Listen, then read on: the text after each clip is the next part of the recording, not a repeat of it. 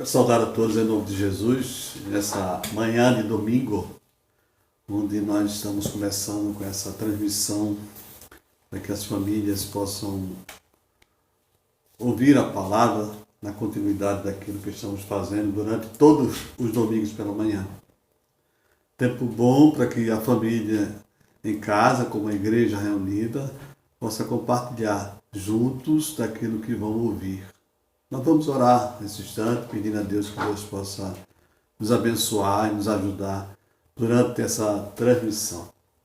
Louvamos o Teu nome, Senhor, por tudo que Tu és e te agradeço por esse tempo, porque nós temos a certeza absoluta da Tua soberania, Pai.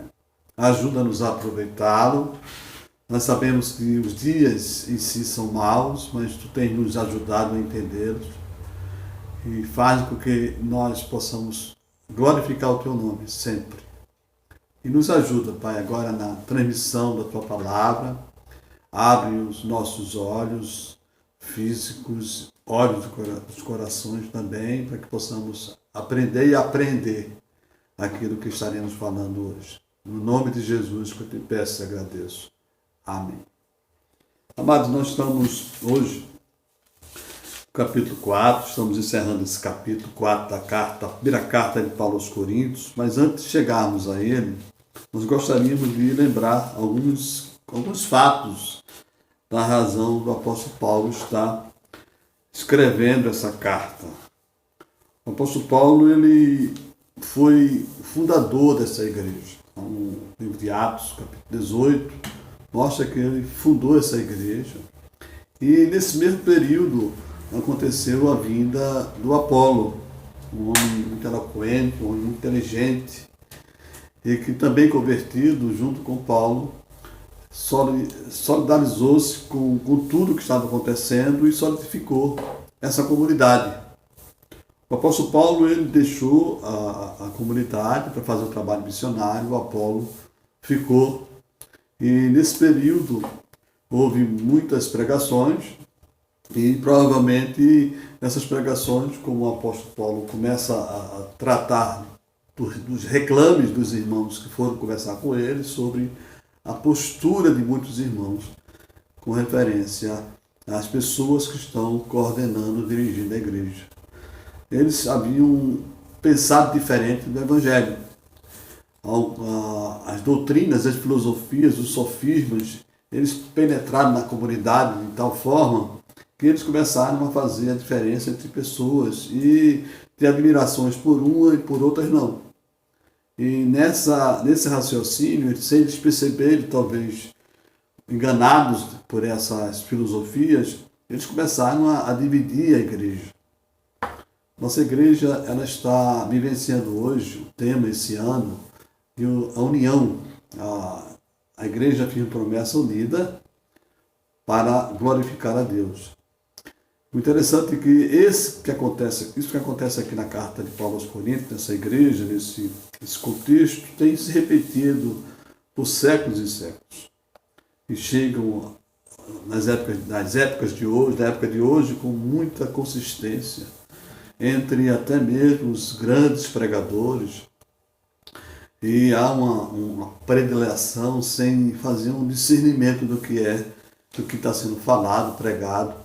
E por isso que as pessoas estão caminhando por caminhos muito perigosos e tortuosos. Nessa carta, ele chama atenção para que essa divisão ela não possa acontecer, não deva acontecer em função disso. Mas ele dá algumas razões pelas quais essa falta de entendimento, de compreensão esteja acontecendo. E uma delas, a mais importante, é a mensagem que está sendo pregada. O apóstolo Paulo ele direciona toda a mensagem a um só tema, Jesus Cristo crucificado. E que essa mensagem ela se torna loucura para muita gente, porque quando se fala que Jesus Cristo crucificado, está falando que aquele que estava sendo anunciado desde o início, desde Gênesis, desde quando tudo começou, até hoje, depois do pecado, de que viria o Messias. E a ideia que se tinha do Messias era completamente diferente da forma como ele veio. E por isso que gera dúvidas, geravam dúvidas sobre a mente de muita gente, e ao mesmo tempo aquelas pessoas que não criam tentavam dar uma interpretação equivocada daquilo que estava escrito. E Paulo simplesmente diz que Jesus crucificado é suficiente. É a mensagem central de toda a Bíblia. A mensagem central de Deus para cada um de nós, para a salvação de toda a humanidade. Mas aí ele começa a questionar o raciocínio das pessoas. Por que essas pessoas estavam pensando desse jeito? Ele já começa a fazer uma diferença, comunicando que há pessoas espirituais, pessoas que não são espirituais, pessoas que não conseguem encaixar Deus na sua vida. E ele define que as pessoas espirituais têm a mente de Cristo. E isso significa que as pessoas conseguem discernir aquilo que é de Deus e aquilo que não é de Deus. Então ele já está comunicando a essas pessoas que eles estavam com um problema sério de discernimento. Porque se eles tivessem a mente de Cristo, não fariam e nem permitiriam que isso acontecesse na igreja. E Paulo continua na sua carta falando agora sobre dois tipos de crentes, dois tipos de pessoas que estão dentro da igreja. Os carnais e os espirituais. O interessante é que para a gente é estranho isso, porque a ideia que nós temos é a ideia correta, no sentido do desejo de Deus, é que todos os crentes sejam espirituais. Todos os crentes tenham a mente de Cristo. Mas, infelizmente, as pessoas vão se afastando de Jesus, do raciocínio de Jesus, e começam a acreditar em certas razões, raciocínio, sofismo, em verdades que parecem verdades de outras pessoas. Essas pessoas, às vezes, são pessoas que têm um título, alguma coisa que chama atenção, autoridade. E por causa disso, as pessoas têm até medo de discernir e dizer que elas não estão falando a verdade. Esse é um grande mal que acontece conosco. Mas é uma bênção que Deus nos dá, é que nós, qualquer um, pode discernir aquilo que é de Deus e aquilo que não é de Deus. Mas Paulo chama atenção ainda sobre algo que ainda para nós é difícil de aceitar para muitos de nós. É que os salvos, eles são salvos para sempre. Embora suas obras, elas têm uma forma de ser que demonstram que não há salvação na pessoa. Por isso que ele diz que alguns estarão dando a sua vida, eles serão comparados a como o ouro, que mesmo diante da depuração, daquilo que é quente, daquilo para tirar impurezas, permanecem. Ouro, prata, bronze. Mas também ele diz assim, haverá pessoas que serão como madeira, como palha, que quando o fogo vier, queima. Mas queima as obras dessas pessoas.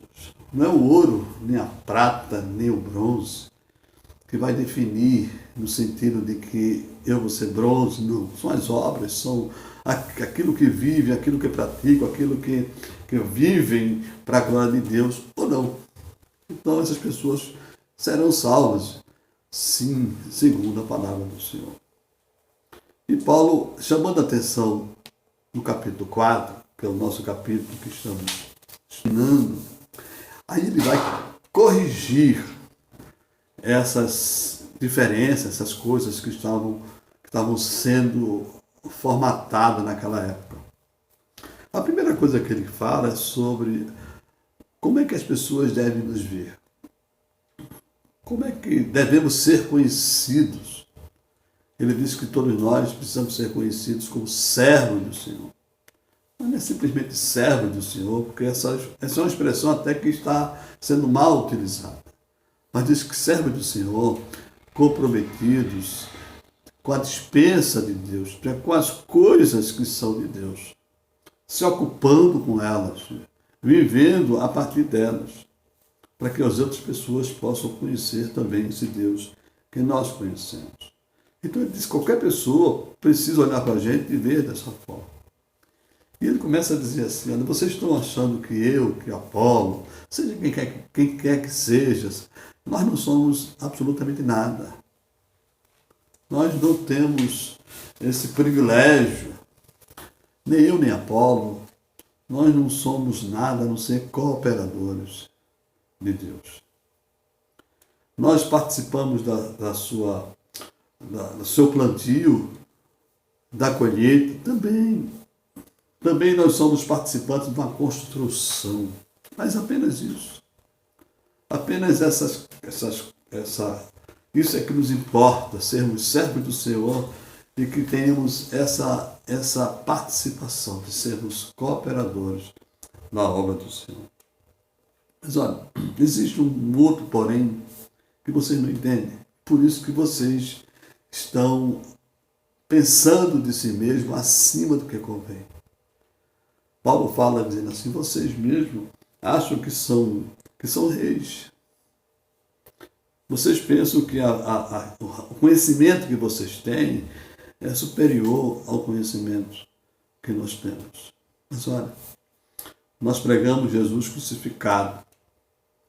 E mesmo assim, nós somos considerados como escória do mundo. Enquanto vocês têm tudo de bom, nós não estamos preocupados com isso. Passamos até necessidade, até sem roupa, mas nós sabemos quem é o nosso rei. Nós não queremos reinar, nós queremos ser reinados, nós queremos ser súditos do rei dos reis. Mas vocês não conseguem entender isso. O texto de hoje, ele começa no verso 14, quando Paulo diz assim, eu não estou tentando envergonhá-los ao escrever estas coisas. Ele não tenta envergonhá-lo a falar sobre essas coisas, mas procuro advertir. Advertência é algo que nós não conseguimos encaixar muito, porque nós sempre achamos que estamos certos. E Paulo está advertindo ele para que eles possam ter uma visão correta de si mesmo e daquilo que está ao seu redor. E isso parece que é difícil para muita gente. Nós temos aquela questão na vida da gente de achar que somos do jeito que somos, podemos fazer o jeito que somos. Mas será que é isso mesmo que nós podemos encontrar na palavra do Senhor? Parece que você que tem pavio curto, parece que você acha que tem o direito de continuar vivendo dessa forma. Ou será que você que tem a sua ira ativa, você não consegue suportar as pessoas? A Bíblia ensina que todas essas atitudes são atitude pecaminosa, pecado. Porque o Espírito Santo ele nos dá condições de termos domínio próprio, de termos o discernimento correto de quem somos, porque somos, para onde vamos. Mas nós não pensamos desse jeito. A nossa arrogância, a nossa prepotência é traduzida pelo nosso modo de pensar. Quando nós pensamos e nós falamos daquilo que não combina com o Senhor, nós estamos agindo da mesma forma como agiam os coríntios naquela época. Porque Paulo vai continuar falando sobre essa situação, ele dizendo assim, como meus filhos amados, ele quis cuidar de cada um. Ele diz no verso 15, embora possam ter 10.000 tutores em Cristo, vocês não têm nenhum, nem não têm muitos pais, pois em Cristo Jesus eu mesmo gerei por meio do Evangelho. Ele está tentando trazer para si aquela proposta que ele trouxe do início. Ele faz uma comparação interessante. Para nós não tem muita diferença, talvez, porque nós não conhecemos, talvez, esse contexto aqui. O tutor daquela época era uma pessoa que era escolhida pelo pai para cuidar do seu filho, especialmente do seu filho homem. Era ele, como na época de hoje, que levava o filho para a escola, que ia buscar, que aconselhava o filho. Não eram os pais. Você imagine como é que fica a cabeça dessas crianças ao crescerem pela ausência do pai. E Paulo está dizendo assim, olha, diferente dos tutores, que têm suas ideias próprias, tutores que têm seus ensinos próprios, que muitas vezes os pais não estão preocupados com o que estão sendo ensinados aos seus filhos. Eu gerei vocês. Eu os trato como meus filhos, não os trato como um escravo ou talvez o filho do meu Senhor. Eu trato vocês como meus filhos, porque eu gerei vocês. fui eu que comecei essa comunidade em nome de Jesus, para a glória do Senhor Jesus. E vocês não estão entendendo isso. Portanto, suplico que sejam meus imitadores. Parece até difícil nós entendermos essa expressão do apóstolo Paulo, até porque essa é uma expressão que não é só para o apóstolo Paulo. É uma expressão que tem que ser reivindicada por mim também. No sentido de que as pessoas devem olhar para mim e ver Jesus. E, consequentemente, buscar me imitar se ainda não imitam Jesus. O interesse de Paulo aqui não é que as pessoas o imitem, mas que as pessoas imitem a Cristo aprendendo dele. Então, é isso que acontece na vida da gente. Nós não conseguimos ter um entendimento dessa situação. Nós somos hoje pessoas que colocam, terceirizam a vida de andar conforme Jesus. Às vezes a gente fica dizendo, olha para fulano, Beltrano, não olha para mim. Não, olha, fulano de tal tem mais compromisso que eu. Isso aí é completamente equivocado se você faz isso.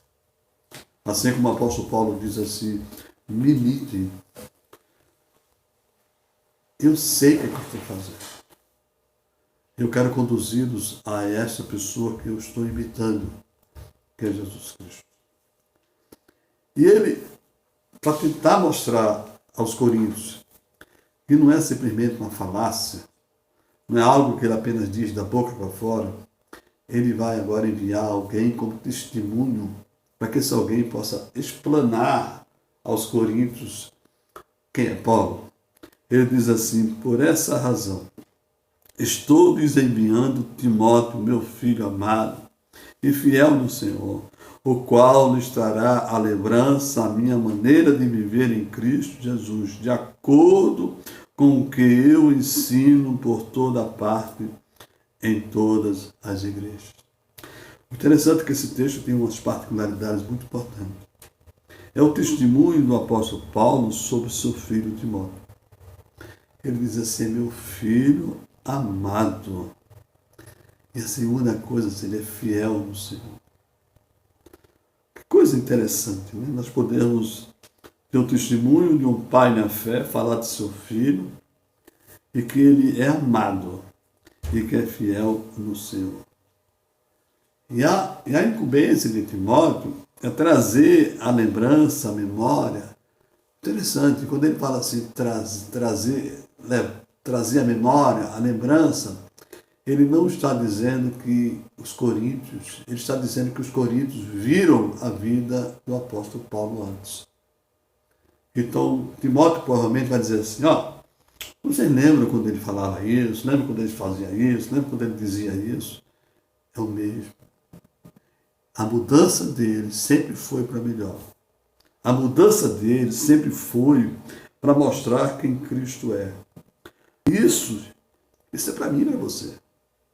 A nossa mudança de vida deve ser sempre para melhor, para que os outros possam conhecer a Deus através da gente. Nós devemos lembrar que o autor aos Hebreus diz assim, que sem santidade ninguém verá Deus. O que ele está falando aqui é da santidade do apóstolo Paulo, do progresso de santificação dele, e que as pessoas, ao olharem para ele, verão que ele tem um compromisso profundo com Jesus. Verão que ele tem uma vida de total e absoluta entrega a Jesus. Essa é a razão da nossa vida. Ele está buscando fazer com que os coríntios entendam que a vida de cada um deve ter esse propósito. E ao ponto de chegar para outras pessoas, quando as outras pessoas questionarem a vida dos crentes carnais, quando começarem a dizer assim, mas eu não gosto dessa igreja, porque tem fulano, tem Beltrano, tem cicrano que não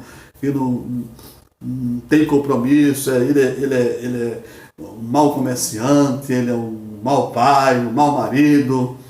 E quando você, depois de ouvir um testemunho terrível sobre determinadas pessoas, ao invés de você dizer assim, não olhe para ele não, olhe para Jesus, você chega e diz assim, você me conhece, Você sabe quem eu sou. Você sabe por que eu ando desse jeito. Então, olha para mim. Porque você vai ver Jesus na minha vida. Aí você faz assim, pastor, isso é muita arrogância e prepotência. Não.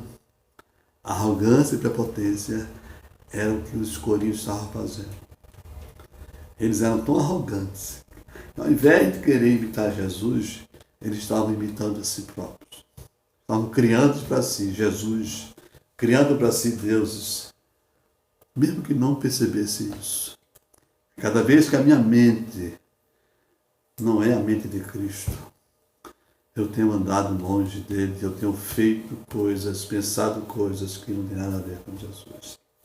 É por isso que ele diz assim, alguns de vocês se tornaram arrogantes, como se eu não fosse mais visitados. Mas irei muito em breve, se o Senhor permitir. Então saberei não apenas o que estou falando desses arrogantes, mas que poder eles têm. Então alguns já diziam aos outros assim, Paulo abandonou a gente, Paulo não quer mais saber da gente. Interessante que não precisavam mais da presença do apóstolo Paulo, se todos estivessem caminhando como Jesus. Mas aí eles tiram a responsabilidade e começam a denegrir a imagem do apóstolo Paulo. E Paulo disse, olha, eu pretendo visitá-lo, mas tem um detalhe nisso, se Deus permitir. Já pensaram? Ele não era arrogante ao ponto de dizer, eu vou aí, vou falar com vocês, eu vou dizer a vocês quem sou eu. Não, ele disse assim, eu pretendo ir, mas se Deus permitir. Eu quero falar para vocês a mensagem. Eu quero dizer para vocês o que significa esse evangelho. Mas eu queria lembrar vocês duas coisas. Eu quero que vocês entendam que o reino de Deus não consiste em palavras, mas em poder. Então, vocês estão persuadindo as pessoas com suas palavras. Vocês estão persuadindo as pessoas com as suas eloquências. Estão persuadindo as pessoas com seus sofismas. Vocês estão persuadindo as pessoas com suas opiniões. Como é bom sempre lembrarmos de que o pecado sempre precede as nossas opiniões. Quantas vezes o pecado toma conta da nossa mente e as nossas opiniões são fundamentadas nela e nós nem percebemos isso. Como é que resolve isso? Quando compreendemos na realidade que somos pecadores, remidos sim, mas que o nosso pecado pode intervir muitas vezes nas nossas ideias, nossas opiniões. Então eu preciso sempre colocar cativo a minha mente, entregando a Jesus Cristo todo o meu raciocínio. E a segunda coisa, Paulo faz duas perguntas a ele, interessante. Paulo quer visitá-lo, se Deus permitir. E se Paulo for, ele diz assim, o que é que vocês querem? Devo ir a vocês com vara ou com amor e espírito de mansidão? Nós vamos ver depois, capítulo 5, capítulo 6, que Paulo vai usar a vara. A necessidade, muitas vezes, do uso da vara. Mas o uso da vara é o uso da confrontação pela palavra de Deus. É o comunicado de o que é que Deus pensa, o que é que vocês estão pensando. Então, se vocês estão pensando desse jeito, então olha o que Deus já fez no passado com aqueles que pensavam dessa forma. O apóstolo Paulo vai fazer uma comparação com muitas atitudes que tiveram aqueles homens, aquelas mulheres no deserto, com Moisés, as rebeldias. E ele vai dizer com isso que Deus permanece ainda, é o mesmo ontem, hoje e eternamente. Como fazer essas coisas? Então, como resolver essas questões na vida da gente? A primeira coisa que nós podemos aplicar nesse capítulo é que há uma necessidade da nossa mente estar pensando sempre naquilo que os outros veem em mim e em você, como servos do Senhor. Servos que cuidam da dispensa dos mistérios de Deus. Servos que cuidam dessa palavra com cuidado, que lê e que se não entende, busca a orientação do Espírito Santo. Servos que pegam essa palavra, mastiga, come. Servos que quando fala dessa palavra, fala com toda autoridade, mas não autoridade pessoal, a autoridade que Deus dá a cada um de nós. A segunda coisa é que não importa quais serão as circunstâncias que Deus permite para que nós venhamos a viver. Se for por causa do Evangelho, qualquer circunstância é para nos fazer crescer e conhecer melhor. Nós estamos hoje vivendo essa pandemia, com esse vírus. E eu fico pensando como vai ser o resultado disso na vida de muitas famílias. Famílias que estão dissociadas, porque famílias que buscam apenas o trabalho para ter alguma coisa, mais coisa. Famílias que estão dissociadas, onde a oração desapareceu, onde o culto doméstico não existe. E agora, com essa quarentena, nós não sabemos de quantos dias serão. Imagine que Deus agora está dizendo para a gente, essa circunstância para que vocês me voltem a mim, para que vocês possam me amar, até mesmo como me amavam, voltando ao primeiro amor. Maridos olhando para suas esposas diferente, adorando a Deus. Esposa olhando para os seus maridos, porque agora tem tempo para isso em casa. Filhos sendo amados pelos seus pais trazendo eles para os colos, beijando-os, dizendo, filho, eu te amo. As circunstâncias muitas vezes favorecem a nossa vida desse jeito. Olhamos as catástrofes da vida e esquecemos que elas fazem unir as pessoas. Paulo está dizendo assim, olha, a eloquência da gente, o jeito da gente pensar que somos alguém na vida, nos afasta. Porque nós não vamos conseguir suportar as pessoas. Nós vamos criar barreiras em nossas vidas. A terceira coisa que podemos aplicar em nossas vidas é termos uma consciência de que nosso dia a dia aqui tem o objetivo de sermos imitadores do nosso Senhor e Salvador Jesus Cristo. De andarmos, pensarmos, falarmos, agirmos como Ele. As pessoas precisam conhecer a Deus e só vão conhecer a Deus dessa forma. Que Deus possa nos ajudar a compreender essas questões do dia a dia, essas revelações que Deus nos dá através da sua palavra, iluminando a nossa mente, abrindo nossos olhos para entendermos que isso não é uma questão teórica, mas muito prática. Algo que podemos fazer de forma que glorifique a Deus sempre. Que Ele, pois, nos abençoe. Amém.